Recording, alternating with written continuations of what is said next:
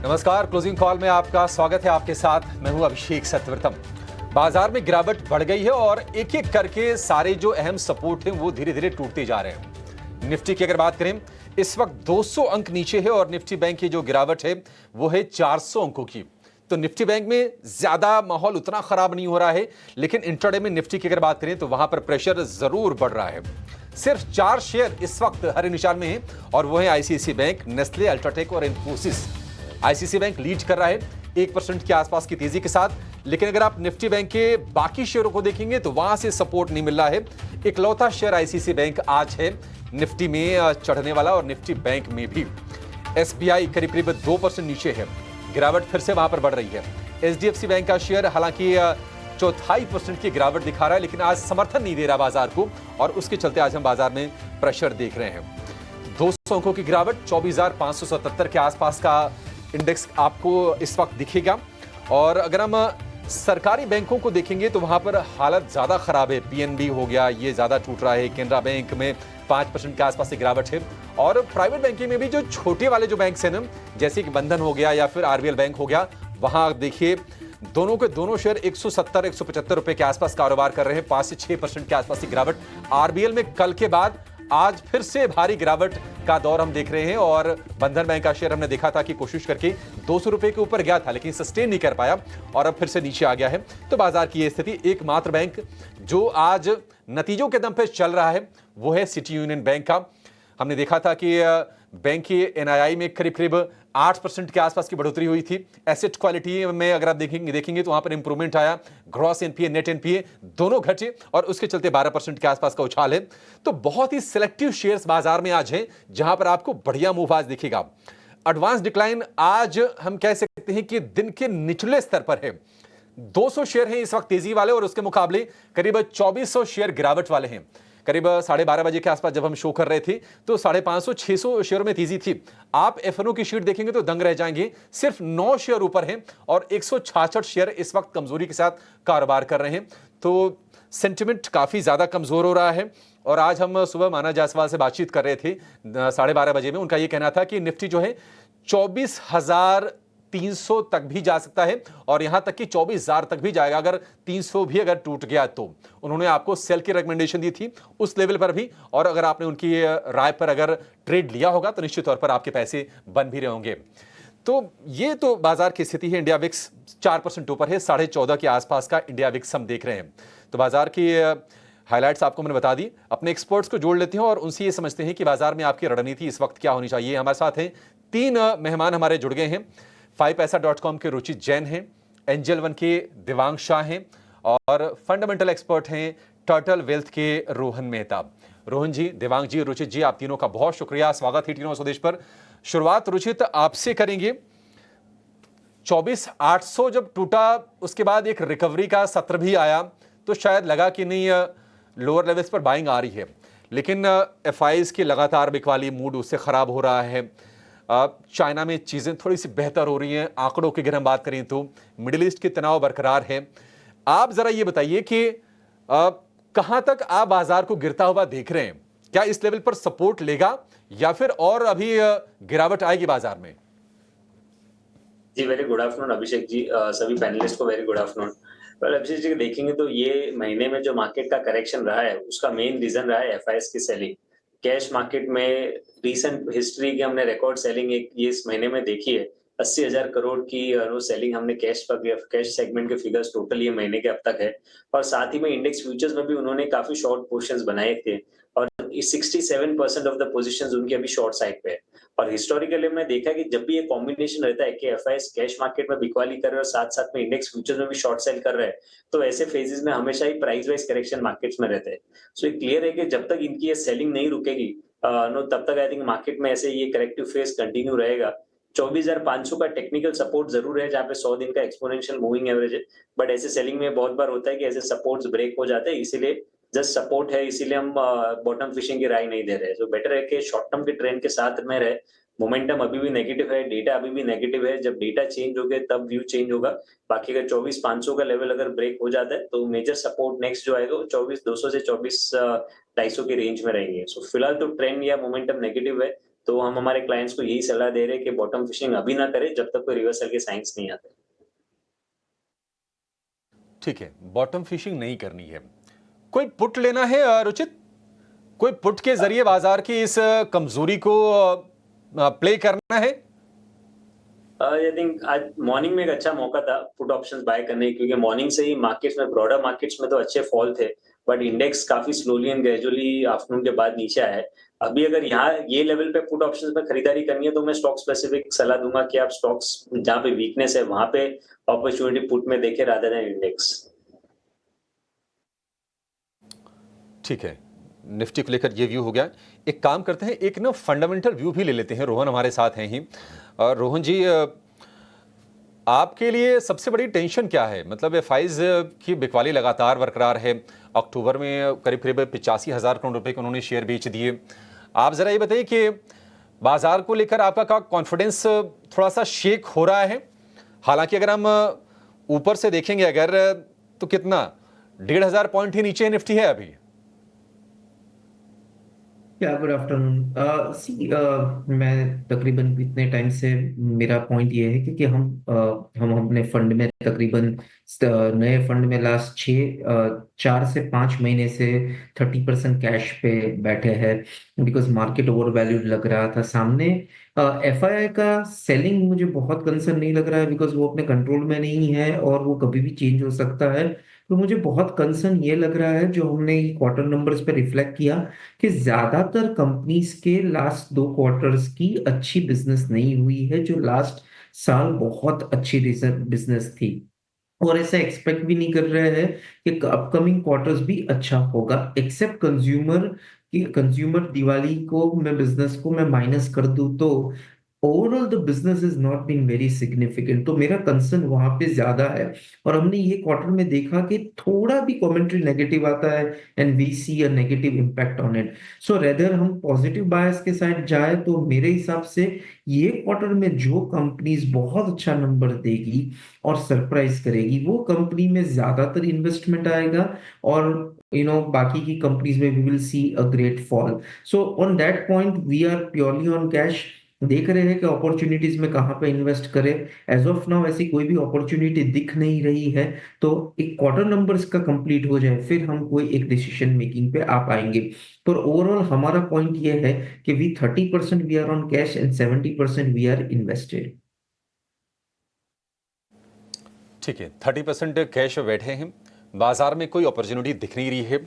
एक चीज क्लियर है, और ये ट्रेंड हम देख भी रहे हैं, सिटी यूनियन बैंक का नतीजा आज सामने है हमारे, और उदाहरण के तौर पर आप देख सकते हैं उसको कि जहां नतीजे अच्छे आ रहे हैं, बाजार उसको अच्छे से रिवॉर्ड भी कर रहा है, और जहां थोड़ी सी भी चिंता उभर के आ रही है, बाजार उसको पनिशमेंट देने के लिए भी तैयार दिख रहा है। तो यह आपके लिए सलाह है, स्टॉक स्पेसिफिक अप्रोच रखें। जहां नतीजा अच्छे आ रहे हैं उनको आप देखिए समझिए, आपका कंफर्ट अगर अलाउ करता है आप इन्वेस्टमेंट के डिसीजन लीजिए अपने वित्तीय सलाहकार से पूछ के। लेकिन चलिए आगे बढ़ेंगे और अब ये जानते हैं कि आपके लिए ट्रेड के मौके बाजार में कहां पर बन रहे हैं। लेकर आएंगे क्लोजिंग ट्रेड्स।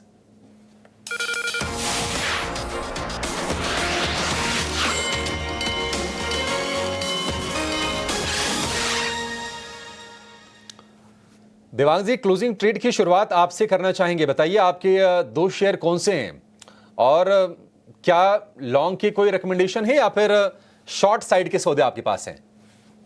यहाँ एक लॉन्ग एंड एक शॉर्ट के लिए रहेगा। शॉर्ट सेल के लिए रहेगा कोल इंडिया का ओवरऑल चार्ट स्ट्रक्चर देखें तो स्टॉक ने एक डेली चार्ट पे सपोर्ट ब्रेक किया है, ट्रेंड नेगेटिव है, तो कोल इंडिया सेल की सलाह रहेगी। स्टॉप लॉस रखना है 482, टारगेट है 459।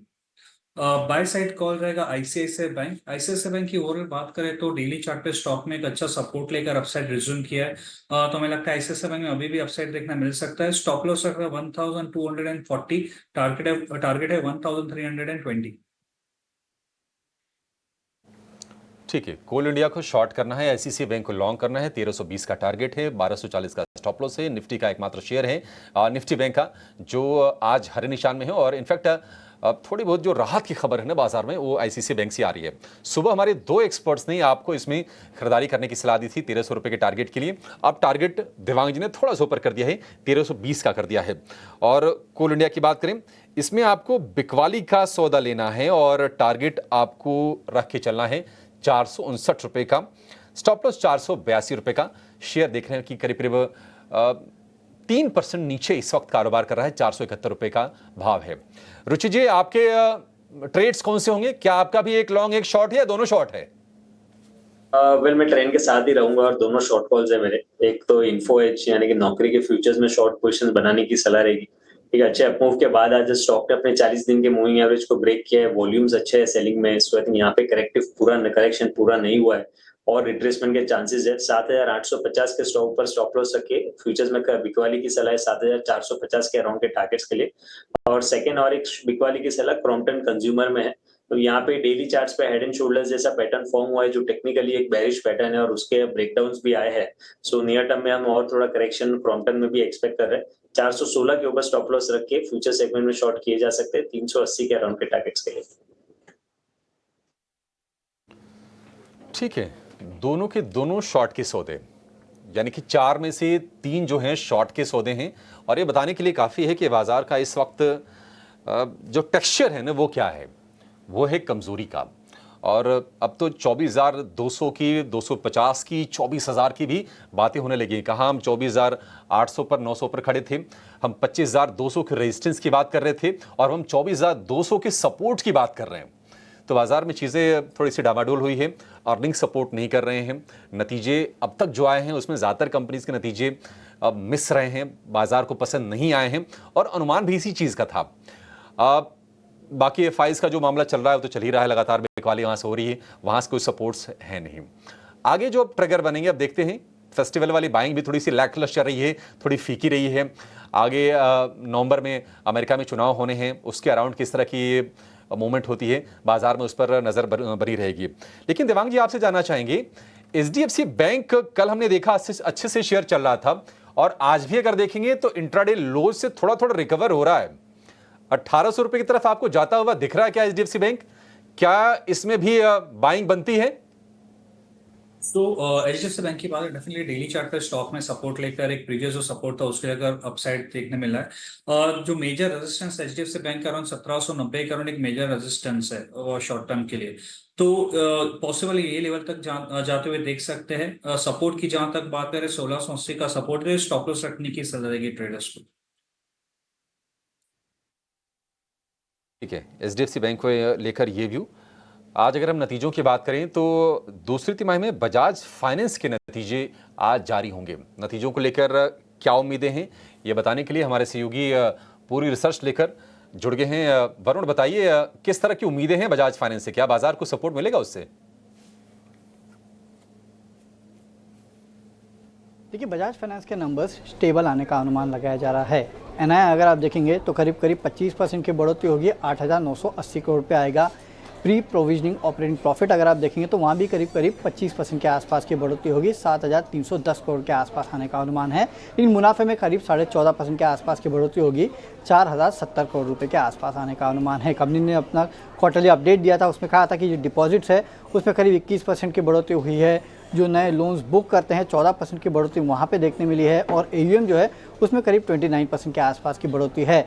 एनालिस्ट मान के चल रहे हैं कि जो ओवरऑल स्प्रेड से हो सकता है कि वहाँ पे थोड़ा बहुत कंप्रेशन देखने मिले, हालांकि कॉस्ट टू एवरेज एयूएम जो है उसमें कमी होगी और साथ ही साथ जो क्रेडिट कॉस्ट है वो स्टेबल रहेंगे। कुछ ये मान के चल रहे हैं कि हो सकता है आपको वहाँ पे थोड़ी बहुत कमी देखने मिले, यानी कि एसेट क्वालिटी जो है वो काफ़ी हद तक कंपनी की स्टेबल रहने वाली है।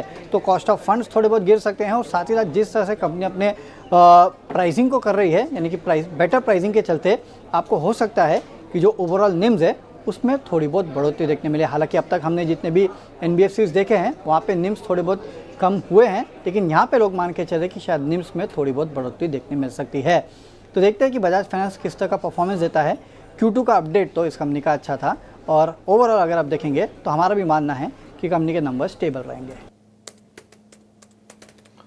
ठीक है, शुक्रिया वरुण। तो बजाज फाइनेंस एनआईआई यानी कि ब्याज होने वाली आय उसमें करीब 25% की बढ़ोतरी की उम्मीद है। निम्स स्टेबल रहेंगे, लेकिन अगर हम पीपीओपी यानी कि प्री प्रोविजनिंग ऑपरेटिंग प्रॉफिट की बात करें वहाँ पर भी 25% की बढ़त का अनुमान है। एसेट क्वालिटी में स्थिरता रहेगी, निम्स में हल्की बढ़ोतरी देखने को मिल सकती है, ऐसा वरुण का कहना है। बजाज फाइनेंस एक ज़रा व्यूज़ पर चाहेंगे आपसे रुचित जी। लगातार ये शेयर भी गिरावट के दौर से गुजर रहा है, 11% महीने भर में करीब ये गिर चुका है। 6,750 के आसपास का भाव है। बजाज फाइनेंस में क्या नतीजों का वेट कर लें या फिर नतीजों को लेकर बहुत ज़्यादा कुछ खराब चीज़ें नहीं आ रही हैं? कोई ट्रेड ले लें या फिर छोड़ दें अभी, क्योंकि शेयर गिर रहा लगातार? तो अभिषेक जी, वैसे देखिए तो स्टॉक ने पिछले 2-3 सालों में कोई बड़े मूव्स नहीं दिए। अगर आप अक्टूबर 2021 में देखें, यानी हम 4 साल पहले की बात कर रहे हैं, तो स्टॉक में 8,000 रुपए के हाई बने थे और उसके बाद 2 बार अटेम्प्ट हो चुका है और जब भी ये लास्ट 3-4 सालों में 8,000 के आसपास आया तो वहां से सेलिंग प्रेशर ही आया है। और ब्रॉड एक रेंज स्टॉक ने बनाई है जहां पे 5,500-6,000 का सपोर्ट रेंज, 8,000 का रेजिस्टेंस। तो फिलहाल तो यही कंसोलिडेशन कंटिन्यूड है, पर ऐसे कोई ब्रेकआउट के साइंस है नहीं। सो बेटर है कि नंबर्स आने दे और नंबर्स के ऊपर कैसे रिएक्शन आते हैं तो उसके ऊपर उसके बाद में कॉल ले सकते हैं। वैसे भी मार्केट एक करेक्टिव फेज में है, सो आई डोंट थिंक कुछ ज्यादा मिस आउट होगा।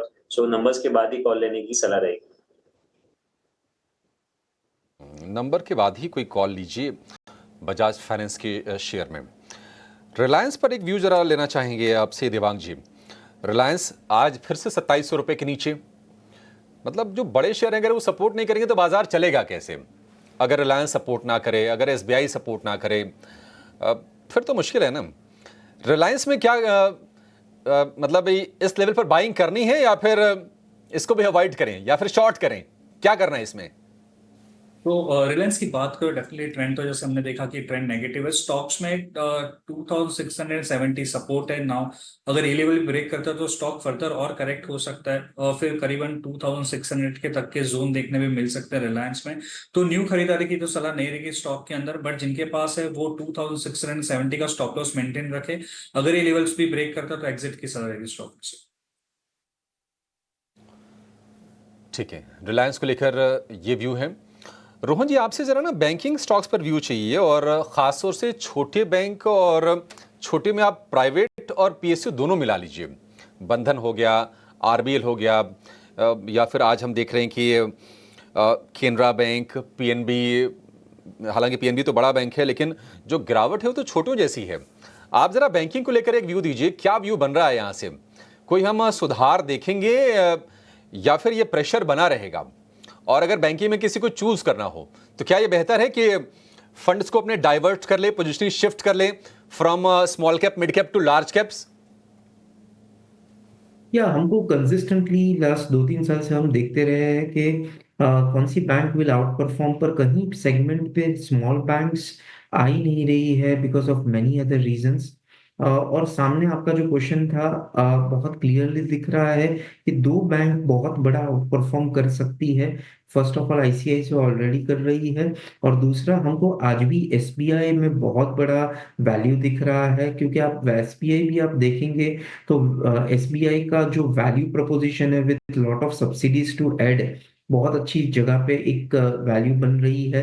और छोटे बैंक्स में स्पेसिफिकली मिड टू स्मॉल में हमारी कोई कहीं पे भी रुचि नहीं है, क्योंकि एक तो ग्रोथ नहीं आ रहा है, एनपीए का इशू है। एक्सपेक्टेशन ये था लास्ट क्वार्टर में, लास्ट वाईओवाई क्वार्टर में, कि बैंक में बहुत बड़ा रिवाइवल आ जाएगा, पर इतना भी नहीं हुआ है और बहुत सारे बिजनेस बड़ी बैंक लेके गई है। तो ऑन दैट सेगमेंट हमको लग रहा है कि ICICI and SBI happens to be our best pick. ठीक है, अगर आपको बैंकिंग में अगर कुछ लेना है तो यहाँ पर आपके लिए मौके बन सकते हैं। देखिए, बाजार और वीक हो गया, मतलब थोड़ा सा सही, लेकिन अब जो गिरावट है 225 अंकों की है। 200 अंकों से गिरावट बढ़ के हो गई है 225 अंकों की। 24,550 के आसपास है निफ्टी, और सिर्फ 3 शेयर इस वक्त तेजी वाले हैं। अभी थोड़ी देर पहले 4 थे, उनकी संख्या हो गई 3। और अल्ट्राटेक तो कहने को है हरे निशान में, 0.01% की तेजी अल्ट्राटेक में। नेस्ले में भी हल्की तेजी है, ऊपरी स्तरों से नीचे आ गए। अब अल्ट्राटेक बाहर हो गया लिस्ट से, अल्ट्राटेक चला गया है लाल निशान में। आईसीआईसीआई बैंक और नेस्ले ये 2 शेयर हैं सिर्फ तेजी वाले। और अगर आप देखेंगे तो आज मेटल टूट रहे हैं, बैंक टूट रहे हैं, ऑटो शेयरों में भी आज कमजोरी है। एमएनएम का शेयर करीब 3% के आसपास टूट गया है। मारुति में 2% के आसपास से गिरावट है। आज हमने देखी कि hyundai की लिस्टिंग हुई और लिस्टिंग कमज़ोर हुई, और उस कमज़ोर लिस्टिंग के बाद भी शेयर गिर रहा है। हालांकि 2 पॉजिटिव रिपोर्ट्स आई थी, 2400 तक के टारगेट hyundai को लेकर बताए जा रहे थे, लेकिन प्रेशर वहां बन रहा है। प्रेशर क्यों बन रहा है? ये सारे के सारे रीजंस आपकी स्क्रीन पर, क्योंकि मिडिल ईस्ट में तनाव है, एफआईएस की बिकवाली चल रही है, अर्निंग सीजन से सपोर्ट नहीं मिल रहा है, चीन की इकॉनमी थोड़ी स्ट्रेंथन हो रही है तो शायद फंड्स वहाँ पर मूव करके जा रहे हैं, त्योहारों के मौसम से बहुत ज़्यादा सपोर्ट हमें दिखा नहीं, और जो महंगे वैल्यूएशन का जो प्रेशर है बाजार को वो कहीं ना कहीं मुश्किल में डाल रहा है। ये सारी दिक्कतें इस वक्त दिख रही हैं। एक शेयर जिस पर व्यू जानना चाहेंगे आपसे रुचित जी, वो है डीएलएफ का। क्या डीएलएफ और टूटेगा यहाँ से? क्या डीएलएफ में बिकवाली का सौदा बना सकते हैं? और डाउनसाइड एक्सपेक्ट की जा सकती है। आज एक राइजिंग ट्रेंड लाइन का सपोर्ट ये स्टॉक ने ब्रेक किया है और जो रिसेंट स्विंग लो है वो 780 से 800 की रेंज में है। तो जस्ट 780 800 की रेंज तक डिप हम करंट लेवल से भी देख सकते हैं।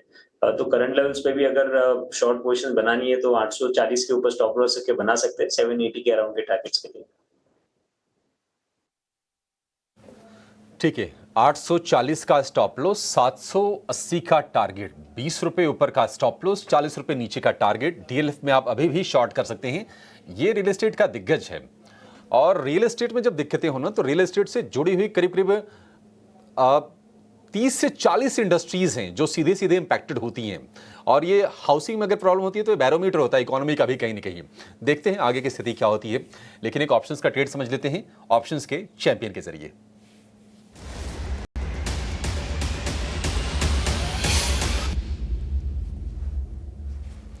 हमारे साथ जुड़ गए हैं रेलिगेयर ब्रोकिंग के अजीत मिश्रा। अजीत, बहुत शुक्रिया आपका समय देने के लिए, स्वागत है आपके टीनो स्वदेश पर। अजीत, मतलब बाजार में इस वक्त देखें तो मतलब रिवर्स गियर लगा ही हुआ है, मतलब वो हटने का नाम नहीं ले रहा है। 2 शेयर सिर्फ तेजी वाले हैं निफ्टी में। आपका सौदा क्या है? स्टॉक्स में है, इंडेक्स में है, और पुट लेंगे, कॉल लेंगे, कैसे पैसे बनेंगे अभी? शुक्रिया अभिषेक। बिल्कुल अभिषेक, देखिए जिस तरीके से एक उम्मीद बनी थी फ्राइडे के बाउंस के बाद कि शायद कुछ एक रिकवरी शायद देखने को मिले, बट बिल्कुल उसके परे आज जो हम देख रहे हैं जिस तरीके से कि इंडेक्स में तो गिरावट थी मिड कैप स्मॉल कैप जो कि काफी हद तक होल्ड कर रहे थे, वहां पे काफी सिग्निफिकेंट प्रेशर देखने को मिल रहा है। तो अब तो 100 EMA के पास आप आ चुके हैं अभिषेक, जो कि करीब 24,480 के पास है। अगर वो ब्रेक होता है तो फिर आप मान के चलिए कि पेन और बढ़ेगा मार्केट में। तो उसके हिसाब से तभी आपको शॉर्ट साइड पे ही पोजीशनिंग अप रखेंगे, ज्यादा बेटर रहेगा। और LNT जो कि पिछले करीब 8-9 महीनों से कंसोलिडेशन रेंज में है, यहाँ पे एक रिकवरी का अटेम्प्ट हुआ था जो कि कल फेल हो गया, और आज उसका एक फॉलो अप मूव देखने को मिल रहा है डाउन साइड पे। तो एंटिसिपेशन ये है कि ये नेगेटिविटी कंटिन्यू रहेगी। तो 3500 वाली पुट जो कि करीब 48 के पास ट्रेड कर रही है, इसको लॉन्ग करने की रिकमेंडेशन होगी 32 के स्टॉप लॉस के साथ 80 तक के टारगेट्स के लिए। LNT की 3500 वाली पुट खरीदनी है। पुट खरीदना यानी कि मंदी को लेकर बुलिश होना। 48.5 रुपए के भाव पर आपको ये पुट मिल जाएगी। लक्ष्य 80 रुपए का, स्टॉप लॉस 32 का, अधिकतम मुनाफा 4,750 का, अधिकतम नुकसान 2,475 रुपए का। और हम कैपिटल गुड्स शेयर हम देख रहे हैं चौतरफा बिकवाली है। कल के सत्र में हमने देखा था कि सीमेंस हो गया, ABB हो गया, या फिर BHEL हो गया, या तमाम शेयर टूटे थे। LNT आज टूट रहा, देखिए 3500 रुपए का भाव हो गया, 2.25% के आसपास से गिरावट है। और आज भी हम देख रहे हैं कि BHEL के शेयर में फिर से गिरावट आज बढ़ी है। तो ये प्रॉब्लम है इस स्पेस में। अजीत, बहुत शुक्रिया आपका समय देने के लिए और ये बेहतरीन स्ट्रेटजी हमारे दर्शकों को बताने के लिए। एक छोटे से ब्रेक के लिए यहाँ पर रुकेंगे, बहुत छोटा सा ब्रेक है। ब्रेक के बाद हाजिर होंगे और आपको कुछ और कमाई के आइडियाज बताएंगे।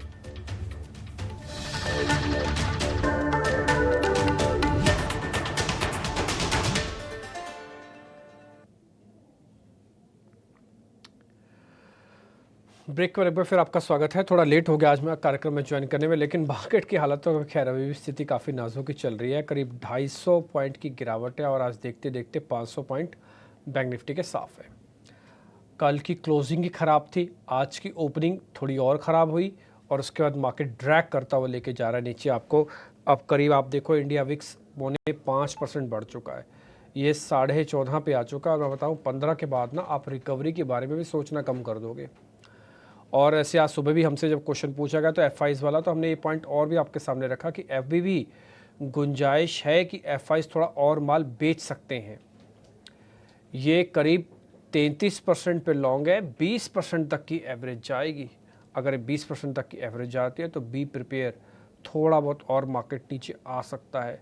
आज शाम का जो नंबर आएगा उसमें मेरे को देख के ऐसा लग रहा है कि FIs की तरफ से और सेलिंग का प्रेशर बटन दबा है, क्योंकि आज लीडरशिप क्राइसिस भी है। आप देखो ना सिर्फ रिलायंस को वापस से 26-2700 के नीचे आके ट्रेड कर रहा है, डेज लो टेस्ट करवा रहा है। रोहन भाई, इस तरह के फॉल के अंदर दो मेजर प्रॉब्लम्स होती हैं, ज़रा बताइए अपने क्लाइंट्स को भी आप कैसे गाइड करते हो। पहला, एक प्रॉब्लम ये होती है कि जो सौदे बचे हुए हैं उनके मार्जिन्स और उनकी कन्विक्शन को हाई बनाए रखना। मान लो कुछ तो होगा ना किसी के पास जो आज के रेट से नीचे होगा। दूसरा, इस तरह की अपॉर्चुनिटी का फ़ायदा भी मैं उठाना चाहता हूँ कि भाई जो चीज़ मेरे को कल महंगी मिल रही थी आज सस्ते मिल रहे हैं, मैं क्यों ना लूँ। तो ये कैसे हैंडल किया जाए, पुराने माल को भी हैंडल करना है और नया माल भी लेना है, ये कैसे हैंडल होगा फिर? कैसे हैंडल होगा? Good question. मैंने प्लान नहीं किया था इसका आंसर करना, पर मैं मेरे एक्सपीरियंस से बताता हूँ। पहले तो हम तकरीबन लास्ट 4-5 महीने से कंसिस्टेंट जितने भी इन्वेस्टर है उसका एक्सपेक्टेशन लोअर डाउन कर रहे हैं। उसको बता रहे हैं कि जितना इजीली पैसा बन रहा था उतना इजीली पैसा बनेगा नहीं, और ये दिमाग में रख के चलो। दूसरा कि हम उसका एक्शंस में भी 30% कैश पर बैठे हुए हैं। और थर्ड पॉइंट जो आप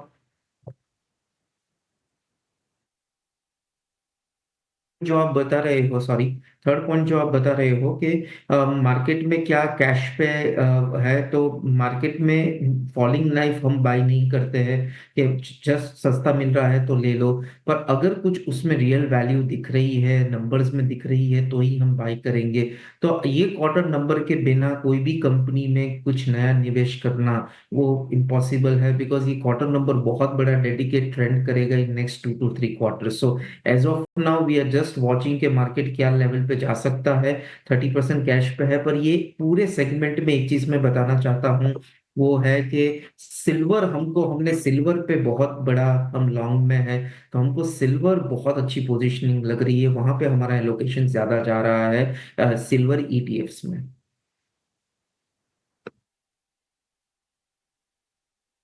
नहीं ठीक है, ये पॉइंट आपका टेकन है अमर। मैं एक दो पॉइंट और रखना चाहता हूँ इन बिटवीन। उससे पहले आप देखेंगे अडानी एनर्जी के नंबर्स आ गए हैं। नंबर्स आने के बाद शेयर का रिएक्शन अच्छा है क्योंकि प्रॉफिटेबिलिटी काफ़ी अच्छी आई है। अभी हमारी टिकर टीम इसको नीचे डाल देगी अडानी के नंबर्स को, लेकिन अब इसकी प्रॉफिटेबिलिटी ठीक है। मेरे पास जो नंबर्स आए हैं उसमें करीब 276 बिलियन यानी कि 2760 करोड़ से मुनाफा बढ़कर 6800 करोड़ रुपए के आसपास का हो गया। ये एक अच्छा नंबर माना जाएगा। दूसरा, थोड़ा मार्जिन्स पे दबाव आए हैं। मार्जिन्स 41% से घटकर करीब 28-29% हैं। वैसे नंबर्स प्रॉफिटेबिलिटी के हिसाब से बढ़िया हैं, तो नंबर्स की कोई ऐसा सच दिक्कत नहीं दिख रही है मेरे को। ठीक, और बस अभी तक मेरे पास ये दो ही नंबर है, इसलिए दो नंबर्स के बेसिस पे बोल रहा हूँ।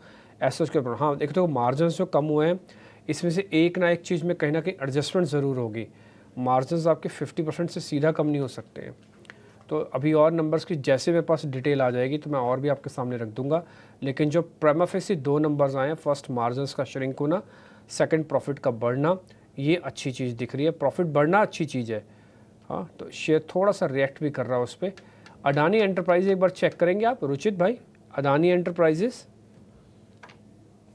डिम्बी जी, एक शॉर्ट टर्म करेक्टिव फेज में है स्टॉक। पिछले 2-3 ट्रेडिंग सेशन से स्टॉक मार्केट के साथ साथ करेक्ट हो रहा है, और इम्पोर्टेंट लेवल ये जो स्टॉक में रहेगा वो नीचे 2730-2750 की रेंज में रहेगा। पिछली बार जब वो इलेक्शंस के रिजल्ट के आउटकम आए थे तब काफी सारे पैनिक हमने कुछ स्टॉक्स में, काफी सारे स्टॉक्स में देखे थे। उस टाइम पे 2730 के लो बने थे स्टॉक में जो अब तक ब्रेक नहीं हुए। सो फिलहाल तो शॉर्ट टर्म ट्रेंड तो थोड़ा करेक्टिव फेज ही लग रहा है, और 2730 आई थिंक अगर वहां से कुछ ट्रेंड रिवर्सल आता है तो वहां पे फिर स्टॉक को बॉटम फिशिंग के लिए रिव्यू करना चाहिए। ओके, ठीक है। तो ये कुछ एक आ गया पॉइंट आपके सामने। अब जिस चीज़ के बारे में मैं आपसे बात कर रहा था, हमारे एक ना व्यूअर हैं, मैं उनका नाम से ही कोट करके बताता हूँ मैं। जस्ट मिनट में उनका नाम भूल गया था अभी। जैसे ही चलो वापस आएगा, शायद मुरलीधर शर्मा है उनका नाम। और मुरलीधर शर्मा बिहार से रहने वाले, उन्होंने लिख के भेजा है कि कुछ कुछ पॉइंट्स टूट रहे हैं और लगातार जिस पॉइंट्स की हम डिस्कशन कर रहे हैं ऑन एयर वो सारी चीज़ें ख़राब हो रही हैं। देखिए बॉस, मुरली जी, मैं आपको एक बहुत क्लियर बताता हूँ। आज सुबह भी हमने ये बात रखी थी, मैं भविष्य में भी रखूँगा ये सारी बातें। हमने सुबह 2 लेवल रखे थे जब हमसे क्वेश्चनिंग की गई। पहला 24,800 का, दूसरा 25,200 का। 24,800 नहीं लाओगे तो मार्केट पिटता रहेगा, नीचे जाता रहेगा। कहाँ तक जा सकता है मेरे को भी नहीं पता। ये मैं सच्ची में बता रहा हूँ, ये कहाँ तक चला जाएगा मेरे को भी नहीं पता। मार्केट में तो वॉइस है कि 23,000 तक भी पहुँच जाएंगे। हालांकि मैं इतनी लंबी बड़ी बातें नहीं बोलूँगा, लेकिन ये खिसक सकता और तेज़ी से भी और भी नीचे जा सकता है, क्योंकि 24,800 एक लक्ष्मण रेखा जैसा था। आपने उस रेखा को तोड़ा तो पनिशमेंट मिलना स्वाभाविक है। और एक ही दिन के अंदर आ गए 300 पॉइंट नीचे। कल ही तोड़ा है ना आपने, आज ही तोड़ा, आज सुबह भी तोड़ा, उसके बाद एक ही दिन के अंदर 300 पॉइंट नीचे आ गए। और एक दूसरा पॉइंट भी क्लियर कर देता हूँ, 51,500 बैंक निफ्टी का था, वो भी सॉर्ट ऑफ लक्ष्मण रेखा ही थी, वो भी गया। तो जब वो गया है तो उसके साथ में और शेयर भी गए, 600-700 पॉइंट हो गया बैंक निफ्टी। रिकवरी तो बहुत दूर की बात है, फॉल नहीं रुक रहा है। तो जो लेवल्स नहीं लाओगे तो फिर लेवल्स के हिसाब से मार्केट क्रिएट नहीं होगा, तो फॉल बढ़ेगा। दूसरा, तेज़ी के लिए हमने ऑलरेडी आपको लेवल्स दिए हुए हैं 25,200 और 52,500। तो बोले ये तो बेमानी सी है, 52,500 भी तो आएगा नहीं। भाई जब आएगा तब आएगा, अभी नहीं है तो आप मत मानो कि आएगा पुल बैक, नहीं है तो मत खरीदो मार्केट के अंदर, फिलहाल दूर रहो, मार्केट को सेटल हो जाने दो। शॉर्ट नहीं कर सकते, सेटल हो जाने दो। 700-750 पॉइंट बैंक निफ्टी के डेज लो को टेस्ट करने जा रहा है। और आप बड़े शेयर उठा के देख लो, मेरे को तो कई बार ऐसा लगता भी है कि मार्केट एक फ्री फॉल जैसा कैसे हो जाता है, वो सारी चीज़ें एकदम से गुम कैसे हो जाती हैं। ठीक है, ये नेचर ऑफ द मार्केट है, और मैं इसको अब धीरे धीरे करके बुल रन बोलना भी बंद कर रहा हूँ, क्योंकि ये बुल रन का नेचर नहीं है। बुल रन का नेचर आज से 1 महीने पहले तक था, जब 300 पॉइंट निफ्टी टूटता था, 450 पॉइंट चलता था। अब पिछले 1 महीने से, जब से हमने सितंबर ख़त्म करके अक्टूबर के अंदर आए हैं, या मैं बोलूँगा लास्ट ऑफ द सितंबर से अक्टूबर के अंदर आए हैं, ये sort of a bull run जैसा भी नहीं रहा। तब ये बॉट ही नहीं हो रहा, ना केवल बॉट हो रहा है, चल भी नहीं रहा। दिवांग से एक बार और शेयर कुछ पता कर लेते हैं जहाँ पर आज सीवियर डैमेज है, या फिर ऐसी पोजीशंस बन रही हैं जो लिटरली शॉर्ट की पोजीशंस हैं। दिवांग एक जरा एक शेयर आप चेक करना, वो एक्साइड इंडस्ट्रीज़, ये और टूटेगा क्या? एक्साइड 5% नीचे है। तो एक्साइड इंडस्ट्रीज की बात है, डेफिनेटली स्टॉक्स में काफी अच्छा करेक्शन, आज काफी करेक्शन देखा है। पॉसिबल फर्दर और इसमें करेक्शन देखने मिल सकता है। अराउंड 450 तक के लेवल्स है वो देखने मिल सकता है, एक मेजर सपोर्ट है। अगर 450 के लेवल ब्रेक करता है तो फर्दर फिर स्टॉक्स अराउंड 435-440 तक के जोन भी देखने मिल सकता है एक्साइड में।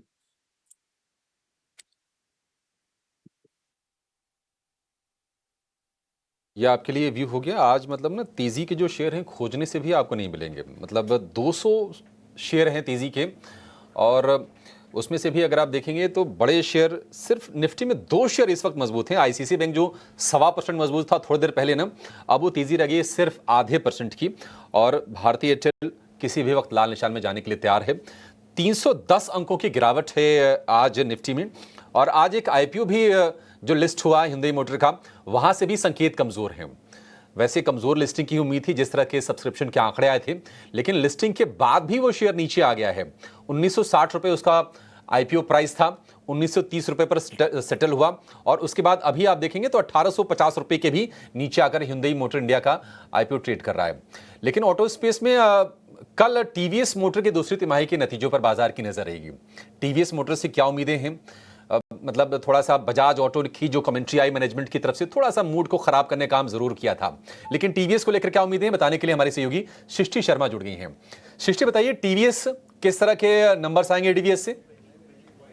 तो देखिए, टीवीएस मोटर्स से भी नंबर्स जो हैं वो ठीक ठाक आने की उम्मीद है। नंबर्स के फ्रंट पे निराशा हाथ लगे ऐसी आशंका कम है। वो क्यों? क्योंकि देखिए आप वॉल्यूम ग्रोथ, यहाँ पे डबल डिजिट कंपनी ने वॉल्यूम ग्रोथ दर्ज की है। साथ ही साथ जो इनका प्रोडक्ट मिक्स है वो भी काफ़ी स्ट्रॉन्ग रहा है बीती तिमाही। साथ ही हम इनके मार्जिन देखें तो वहाँ पर खास तौर से नज़र रहेगी, जहाँ पे 11.4% कंपनी के मार्जिन जो हैं आते हुए दिख सकते हैं। और टीवीएस मोटर्स की एक खास बात ये है कि लगातार कई महीनों से या कई तिमाहियों से रादर इनके जो मार्जिन हैं वो 10% के ऊपर रहे हैं, और स्थिर मार्जिन जो है कंपनी पोस्ट कर रही है। तो मुझे नहीं लगता कि इस बार जो है नतीजों से कोई भी निराशा हाथ लगेगी। डबल डिजिट ग्रोथ ही आप आते हुए देखेंगे इनकी आय और इनकी आय EBITDA और प्रॉफिट के फिगर पे, चाहे साल दर साल देख लीजिए या फिर तिमाही दर तिमाही को आंकड़ों की तरफ लेके जाऊँ तो प्रॉफिट में हम लगभग 670 करोड़ आने की उम्मीद कर रहे हैं, और आय का नंबर करीब 9,530 करोड़ के आसपास की उम्मीद है। वहीं मार्जिन जैसा कि बताया 11.4% पे आप नज़र रखिए।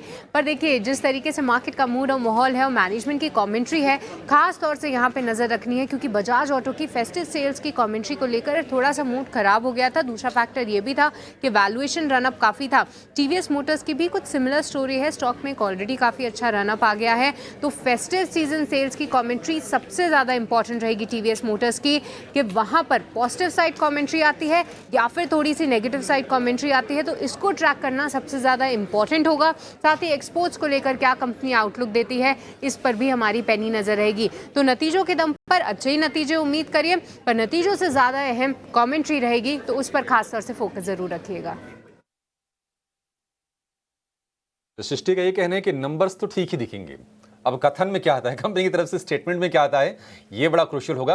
हालांकि देखिए बजाज ऑटो ना टीवीएस मोटर मुकाबले कर देखेंगे तो टू व्हीलर स्पेस में सबसे ज्यादा चला था, साल भर से भी कम समय में शेयर ये डबल हो गया था। तो जाहिर सी बात है वैल्यूएशन वाला फ्रॉथ वहां पर थोड़ा हो गया था। लेकिन टीवीएस मोटर इनका कॉन्सेंट्रेशन ना साउथ इंडिया में थोड़ा ज्यादा है, तो ये देखना होगा कि टीवीएस को लेकर किस तरह की कमेंट्री आती है मैनेजमेंट की तरफ से। लेकिन मार्जिन इंप्रूव होते हुए दिखेंगे। मुनाफे के फ्रंट पर हम देख रहे हैं कि 25% के आसपास मुनाफा बढ़ता हुआ दिख सकता है। शेयर फिलहाल 3% के आसपास की गिरावट के साथ ये ट्रेड कर रहा है टीवीएस मोटर का। और अगर आप इसको महीने भर में देखेंगे तो नेगेटिव रिटर्न भी आपको टीवीएस मोटर के शेयर में दिखेगा। एक व्यू आपसे चाहिए देवांग जी, टीवीएस मोटर कोई ट्रेड लेना है या फिर बाजार का मतलब इतना खराब मूड हो तो फिर कोई क्यों मतलब पहले से लेके हाथ जलाए? तो टीवीएस मोटर की बात करें तो आफ्टर द नंबर्स के बाद ही देखना चाहिए। जहां तक लेवल्स की बात करें 2600 का सपोर्ट है स्टॉक के लिए, रेजिस्टेंस अराउंड 2750 का रेजिस्टेंस है, तो यही दायरे में देखने मिल सकता है। बट आफ्टर द नंबर्स के बाद ही हमें इसमें देखना चाहिए टीवीएस मोटर में खरीदारी के लिए। ठीक है, टीवीएस मोटर में नतीजों के बाद ही आपको कोई रणनीति बनानी है। नतीजे देखिए ठीक आने वाले हैं। अब ले देखिए मामला कमेंट्री का रह जाता है कि क्या गाइडेंस को, इंडस्ट्री की गाइडेंस को लेकर कंपनी कुछ कहती है, फेस्टिव सेल्स को लेकर कोई नेगेटिव कमेंट्री आती है, यूजर एंड वाली बाइक्स को लेकर कुछ नेगेटिव आता है, इस पर नजर रहेगी और एक्सपोर्ट पर डेफिनेटली नजर हमारी रहेगी। बैंकिंग की बात करें, आज सरकारी बैंकों का मूड बहुत ज्यादा खराब है। पीएसयू बैंक अगर आप इंडेक्स को देखेंगे तो 3-4% के आसपास से गिरावट आपको दिखेगी। और ये दिग्गज एसबीआई की लीडरशिप है गिरावट में। 790 रुपए का भाव हो गया, फिर से 820 के ऊपर निकला था शेयर, ये फिर से गिर के आ गया वहीं पे जहां पर ये थोड़ा संघर्ष कर रहा था। एक राय आप जरा दीजिए रुचि जी स्टेट बैंक को लेकर, क्या 790 के नीचे भी ये शेयर स्लिप कर सकता है और इसमें क्या रणनीति बनाना है, शॉर्ट करना है क्या इसको? इनफैक्ट अभिषेक जी, अगर आप पीएसयू बैंकिंग इंडेक्स को देखेंगे तो काफी अंडर परफॉर्मेंस जून महीने से इंडेक्स दिखा रहा है, जहां पे जून के बाद में हमने दूसरे सभी इंडेक्सेस में, इनफैक्ट बैंक निफ्टी में भी नए ऑल टाइम हाई बनते हुए देखे थे, बट लेकिन पीएसयू बैंकिंग का पार्टिसिपेशन था ही नहीं। तो जब तेजी के समय में कोई सेक्टर या कोई सेगमेंट एक अंडर परफॉर्म करता है, तो जब भी करेक्शंस आते हैं तो वहां पे सेलिंग थोड़ी और ज्यादा रह सकती है। सो इसीलिए हमें लग रहा है कि पीएसयू बैंक अभी भी अंडर परफॉर्म करेंगे। सेक्टर का पीएसयू बैंकिंग इंडेक्स का मेजर सपोर्ट जो है वो 5900 5800 की रेंज में आ रहा है, अभी भी 6300 के आसपास ट्रेड कर रहा है, तो और करेक्शंस डेफिनेटली ये इंडेक्स में रह सकते हैं। Stock specific SBI definitely leader है, बट ये स्टॉक मोर एक थोड़ा कंसोलिडेशन फेज में है। 760 तक का डिक्लाइन रह सकता है, बट फ्रेश शॉर्ट पोजीशंस के लिए जो स्टॉप लॉस है वो भी लगभग 830 के ऊपर आ रहे हैं, तो रिस्क रिवॉर्ड रेशियो ऑलमोस्ट 1:1 का ही है। मेरे हिसाब से विद इन द बास्केट अगर आप bank of Baroda, Canara bank जैसे स्टॉक देखेंगे, वहां पे फॉल ज्यादा रह सकते हैं compare to SBI.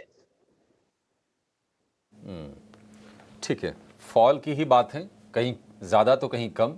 BOB Canara bank में गिरावट ज़्यादा हो सकती है, एसबीआई में कंपैरेटिवली थोड़ी सी कम गिरावट होगी, लेकिन कमज़ोर ये भी शेयर लग रहा है और नीचे जा सकता है। 790 रुपए के नीचे तो आकर कारोबार कर ही रहा है। इस बीच एसआरएफ के नतीजे आ गए हैं स्क्रीन पर और नतीजे आने के बाद शेयर में हमने गिरावट देखी है। आय दरअसल 1.2% घटकर 1.25% घटकर 3424 करोड़ रुपए पर आया है। ये तिमाही आधार पर ये आंकड़े हैं। मुनाफे के आंकड़े पर नजर डालेंगे, फिर देखेंगे कि मार्जिन के फिगर कैसे आए हैं, उसके बाद स्टॉक को हम एनालाइज भी करेंगे। लेकिन प्राइमा फेसी नंबर कमजोर है, इसीलिए दिन के निचले स्तर पर शेयर कारोबार कर रहा है। वैसे भी एसआरएफ ने अंडर परफॉर्म किया है बाजार को, फिलहाल 5-5.5% के आसपास से गिरावट हम शेयर में देख रहे हैं। एक क्विक व्यू आपसे चाहिए रुचि जी, एसआरएफ किसी के पास हो तो कहां पर सपोर्ट्स आप देख रहे हैं इसके लिए? फिलहाल तो ट्रेंड नेगेटिव है और सपोर्ट 2000 रुपए के आसपास है। पिछले कुछ दिनों में जो सेलिंग भी आई है उसमें वॉल्यूम्स भी ज्यादा रहे, और जब भी स्टॉक में वॉल्यूम में सेलिंग रहती है तो वो अंडर परफॉर्मेंस कुछ समय के लिए कंटिन्यू और रह सकता है। ठीक है, गिरावट और बढ़ सकती है एसआरएफ के शेयर में। नतीजे कमजोर आए हैं, मुनाफे में 20% की गिरावट है, 20% घट के 201 करोड़ रुपए का आंकड़ा आया है एसआरएफ का। अगर आप महीने भर में देखेंगे तो 12-13% के आसपास की गिरावट एसआरएफ में आ चुकी है, और बहुत कम सत्र ऐसे रहे हैं जहां पर आपको एसआरएफ के शेयर में तेजी दिखी होगी। तो यहाँ पर स्ट्रक्चर थोड़ा सा और वीक होता हुआ नजर आ रहा है। चलिए एक छोटे से ब्रेक के लिए यहाँ पर रुकेंगे, और ब्रेक के बाद जब लौटेंगे तो अपने एक्सपर्ट्स के पास चलेंगे, बीटीएसटी या फिर जो संभावना ज़्यादा है एसटीबीटी की, वो ट्रेड जानने की शुरुआत करेंगे।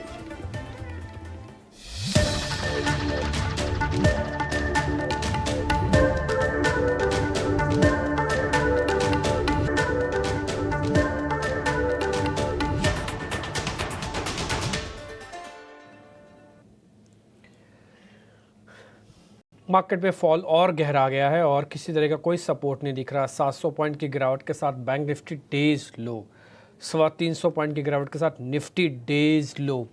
एक लेवल का और नुकसान हुआ आज, 51,500 तो बैंक निफ्टी का गया ही गया, साथ ही निफ्टी ने 24,500 को भी ब्रेक कर दिया। तो जो आपके बिल्कुल लास्ट की लेयर थी सपोर्ट्स की, वो भी चली गई। हालांकि उस हिसाब से इंडिया विक्स अभी भी नहीं उतना बड़ा जिस हिसाब से मार्केट रिएक्ट कर रहा है। मार्केट का रिएक्शन ओवर रिएक्शन जैसा दिख रहा है अभी इस समय, ये ओवर रिएक्शन जैसा दिख रहा है। ऐसा कहीं भी नहीं दिख रहा, ना ही मेरे को एडवांस डिक्लाइन की रेशो में। आप सिर्फ 6 शेयर एडवांसेस के साथ चल रहे हैं, सिर्फ 6 शेयर F&O के, और सभी शेयर्स में गिरावट है। लेकिन उस हिसाब से इंडिया विक्स सिर्फ 4% बढ़ा, भी 4% तो एक गैप के साथ बढ़ जाता है। तो कुछ ना कुछ ओवर रिएक्शन ज़रूर है मार्केट का। मैं ये नहीं बोलूँगा कि इस ओवर रिएक्शन वाले मार्केट में कूद के आ जाओ, बट ये मार्केट का ओवर रिएक्शन है आज का सेशन जो क्लोजिंग की तरफ हम बढ़ रहे हैं। HUL के नंबर्स आने हैं कल। नंबर्स का अनुमान बताने के लिए स्नेही हमारे साथ हैं, पहले नंबर समझ लेते हैं, फिर एक बार रुचित जैन से जरा पता कर लेंगे कि HUL का चार्ट भी क्या कहता है। पहले नंबर्स जान लो, स्नेही आपको बता रही है। स्नेही जी बताइए। जी हाँ, काफ़ी फ्लैट क्वार्टर्स हम एक्सपेक्ट कर रहे हैं HUL के सेकंड क्वार्टर आंकड़ों से। अगर standalone year on year basis पर देखा जाए तो रेवेन्यू की उम्मीद है 15,792 crore rupees compare to 15,276 crore, अब 3.4% ईयर ऑन ईयर बेसिस पर। एबिटा देखें तो 3,730 करोड़ पर है, 3,694 करोड़ के कंपैरिजन में सिर्फ 1% की अपटिक है ईयर ऑन ईयर बेसिस पर। नेट प्रॉफिट की बात करें तो वो स्लाइटली प्रेशर में होगा ये टाइम, 2,657 करोड़ की उम्मीद है 2,717 करोड़ के कंपैरिजन में, जो कि 2.2% नीचे है ईयर ऑन ईयर बेसिस पर। और एबिटा मार्जिन्स में भी ज़रा कॉन्ट्रैक्शन दिख रहा है 23.8% पे कंपेयर टू 24.6% लास्ट ईयर। अगर एक्सपेक्टेशंस की बात करें तो वॉल्यूम ग्रोथ 5% की उम्मीद है। Health food drink segment weak performance expected है आगे जाके।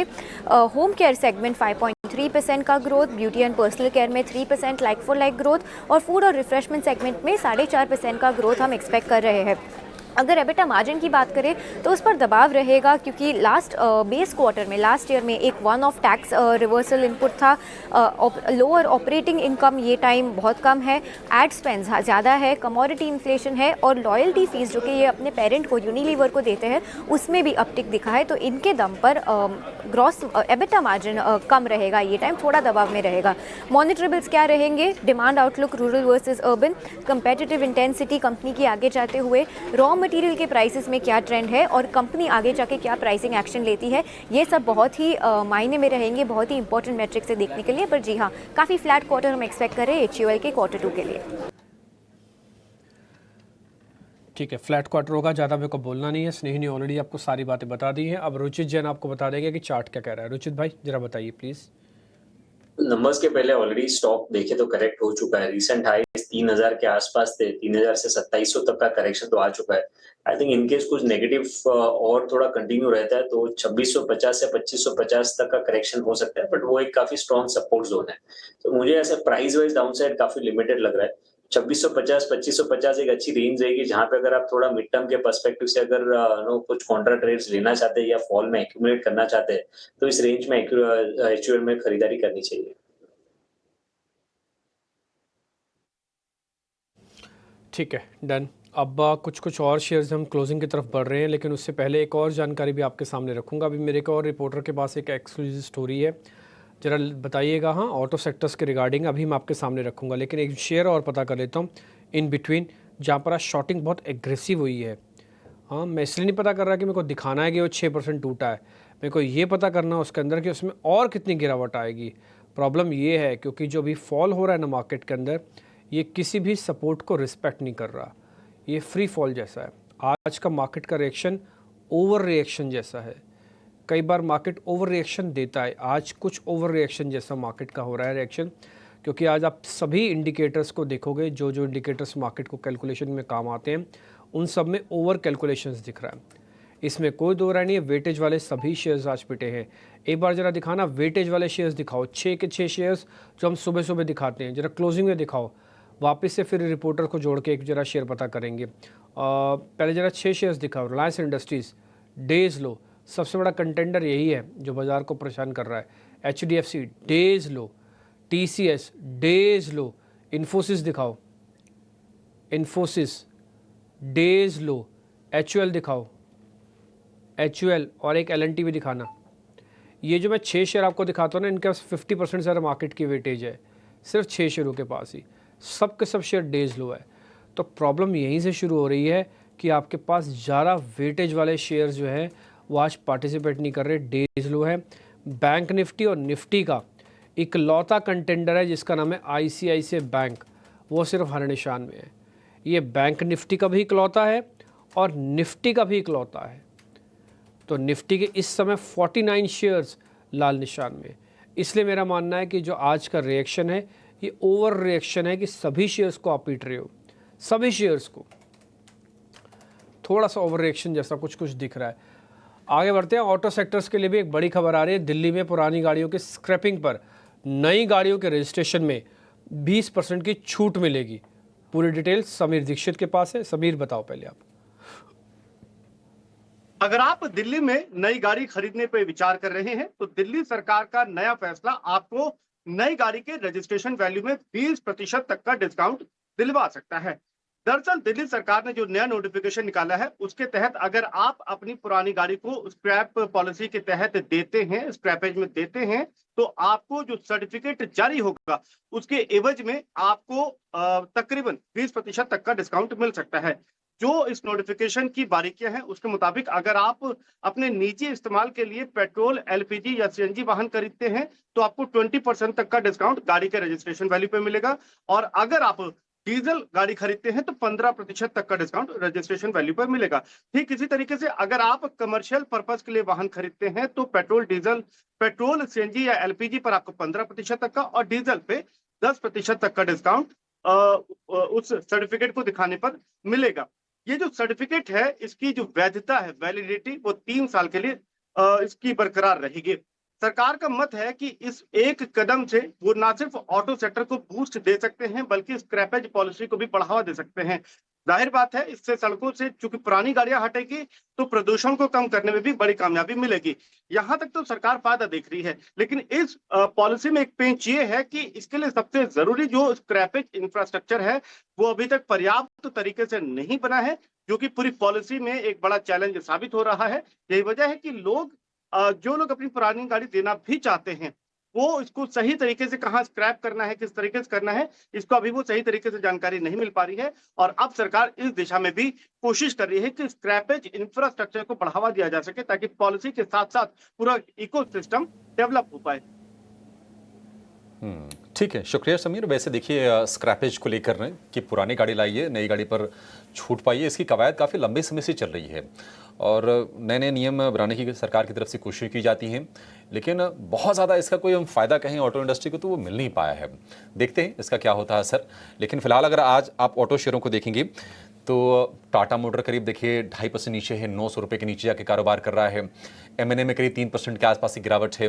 बाकी भी अगर आप शेयर देखेंगे, बजाज ऑटो कल अच्छे से चला लेकिन आज फिर से मंदी गिरफ्त में आता हुआ शेयर दिख रहा है। 2-2.5% के आसपास की गिरावट आपको बजाज ऑटो के शेयर में भी दिखेगी। रुचि जी जरा आप बताइए, ऑटो स्टॉक्स में ये जो नरमी आ रही है, कुछ शॉर्ट के सौदे लेके जाएं STBT करके कहीं? आई थिंक ऑटो स्पेस में डेफिनेटली नियर टर्म में तो थोड़े करेक्टिव फेज कंटिन्यू रहेंगे, लेकिन पिछले कुछ दिनों में हमने देखे तो ऑलरेडी स्टॉक्स में करेक्ट लो लेवल्स पे आ चुके हैं। सो यहाँ पे थोड़े पुल बैक मूव्स आते हैं तो अशोक लीलैंड है जैसे स्टॉक्स जहाँ पे वीकनेस ज्यादा है वहां पे आई थिंक बिकवाली के मौके ढूंढ सकते हैं। बट करंट लेवल्स पे आई थिंक क्योंकि स्टॉक्स ऑलरेडी काफी फॉल हो चुके हैं, थोड़े ओवरसोल्ड टेरिटरी में है, सो अगर शॉर्ट पोजीशंस बनानी है तो मैं पुल बैक मूव पे शॉर्ट्स बनाने की सलाह दूंगा। ये लेवल्स पे कोई सेटअप्स नहीं बन रहे। ठीक है, ये लेवल पर कोई बढ़िया ऑप्शन मिल नहीं रहा है, मतलब शॉर्ट करने को लेकर ऑलरेडी काफ़ी ज़्यादा शेयर टूट गए हैं। निफ्टी में आईसीसी बैंक सिर्फ 2 शेयर मजबूत हैं, नेस्ले रह रहे कि कभी लाल निशान में हरे निशान में झूल रहा है। आईसीसी बैंक की तेजी है करीब 0.8% की। रुचि जी, ये भी बता दीजिए, आज तमाम एक्सपर्ट्स इसको बाय की सलाह देके गए हैं आईसीसी बैंक को लेकर। आईसीसी बैंक में तेजी का सौदा कल के लिए लेकर जाना है क्या, या फिर प्रॉफिट जिसको हो रहा हो निकल ले एक बार?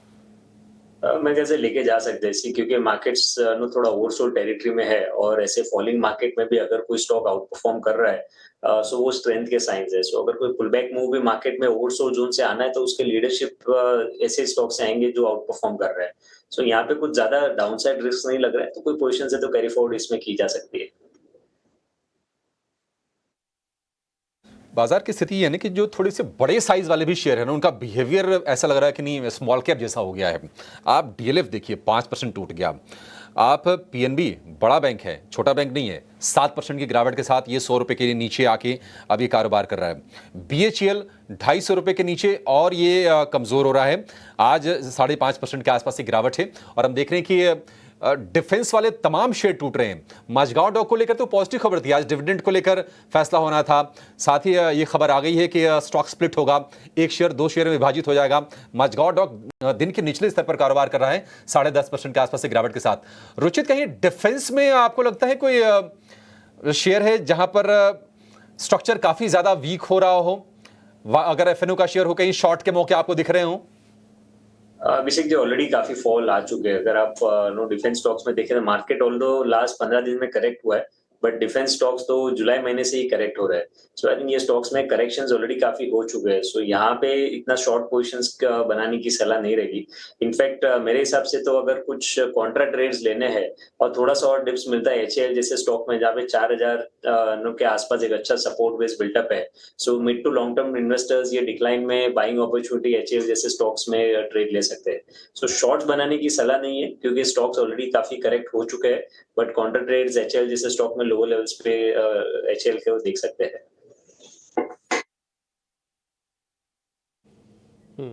मार्केट क्लोजिंग में सिर्फ 2 मिनट का समय रह गया। नया ट्रेड ना लीजिएगा, जो है मार्केट के अंदर सिर्फ उसी को चेक कीजिए।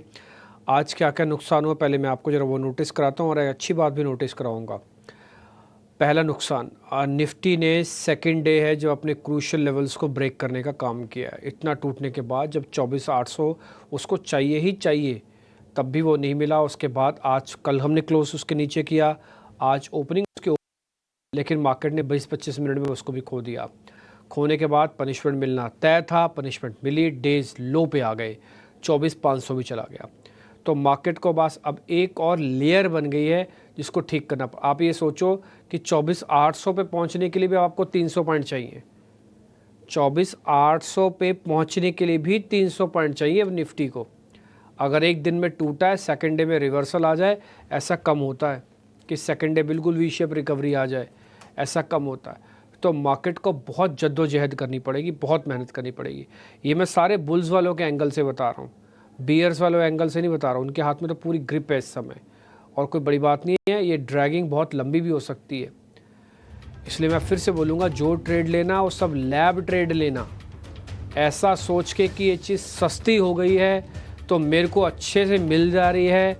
आप हो सकता है फर्स्ट राउंड में ना फंसे, सेकेंड राउंड की ट्रैपिंग में आप फंस जाएँ, थर्ड राउंड की ट्रैपिंग में आप फंस जाएँ। बोले फिर अपॉर्चुनिटी कब आएगी? आप तो बोलते थे गिरावट में अपॉर्चुनिटी पे प्लस करो। भाई अपॉर्चुनिटी को स्थिर तो होने दो। 24,800 की थी अपॉर्चुनिटी, छोटा मोटा स्टॉप लॉस लगवा के आपको 1-2 लॉट दिलवाए, लेकिन वो टूटा तो स्टॉप लॉस करे। अभी स्थिर तो हो जाए बाजार। अपॉर्चुनिटी तो तब आएगी ना, पहले रुके तो सही मार्केट। ये 300 पॉइंट का फॉल, जैसे मैंने कल भी आपको बताया, मार्केट इस स्टेज में ऐसे जंक्शन पे खड़ा है जहाँ पर हर 10 पॉइंट, हर 50 पॉइंट से आपका कॉन्फिडेंस जुड़ा हुआ है। क्या ये 300 बार इस साल के अंदर पहली बार टूट रहा है? नहीं, लेकिन ये ऐसी जगह पर टूट रहा है जहाँ पे आपका कॉन्फिडेंस शेक हो रहा है। कल आप सारे अखबारों की हेडलाइंस, सभी सोशल मीडिया के हैंडल्स में इनफैक्ट अभी के भी मार्केट्स में क्लोजिंग के बाद में भी आप बियर की फ़ोटोज़ देखना शुरू कर देंगे हर जगह पर, जबकि एक्चुअली में बहुत ज़्यादा नुकसान नहीं, लेकिन फिर भी क्योंकि आपके कॉन्फिडेंस को मार्केट तोड़ रहा है, वो आपको रिफ्लेक्ट होगा पिक्चर के फॉर्म में, एनिमेशन की फॉर्म में, डाटा के फॉर्म में। हो सकता है कल हम भी दिखाएं आपको कि कितने शेयर उन्होंने साल का लो टेस्ट कर दिया, कि इन्होंने अपने 50 दिन के एवरेज के नीचे चले गए, क्या हुआ क्या नहीं हुआ। लेकिन मैं फिर से बोलूँगा, ये FIs जनित बाज़ार था, FIs लेड मार्केट था। FIs साथ छोड़ रहे हैं तो बाज़ार को साथ छूट रहा है, इसलिए थोड़ा सावधानी रहिएगा। FIs के नंबर्स को क्रिटिकली वॉच कीजिएगा। 33% पे लॉन्ग ठहराव नहीं है, गलत जगह पर FIs का नंबर आके 4 दिन से रुका हुआ है, या तो 20 पे आके रोके या तो 50 के ऊपर आके रोके। ये गलत जगह पर FIs का नंबर आके रुका है। हालांकि चलिए ठीक है, जो है सो है, हम इसको और आप बदल नहीं सकते, लेकिन हाँ एनालिसिस ज़रूर कर सकते हैं। ये प्री और पोस्ट एनालिसिस दोनों ज़रूरी होता है। प्री करेंगे तो ज़्यादा अच्छा है, फिर पोस्ट में आपको ज़्यादा नहीं दिमाग लगाना पड़ेगा, ठीक है। लेकिन एक और पॉइंट बस मैं लास्ट में बोलता हुआ ख़त्म करूँगा। मैं खुद एक इन्वेस्टर और ट्रेडर के पॉइंट ऑफ व्यू से बोलता हूँ, थोड़ा सा ना सब्र रखिए मार्केट के अंदर, बस इतना मैं कहना चाहता हूँ। ये सब्र बायर और सेलर दोनों के लिए है, थोड़ा सा सब्र रखिए मार्केट के अंदर। नीलेश भाई बहुत शुक्रिया, थैंक यू वेरी मच, आज आपने हमारे लिए समय निकाला, लास्ट तक आप बैठे, बहुत शुक्रिया इसके लिए, थैंक यू वेरी मच। मेरे को और अभिषेक को इजाज़त दे सकते हैं आज के शो में, और उसके बाद कल का मार्केट की तैयारी आप कीजिएगा नए शो के साथ। फिर कल आपके सामने वापस मुलाकात होगी। नमस्कार।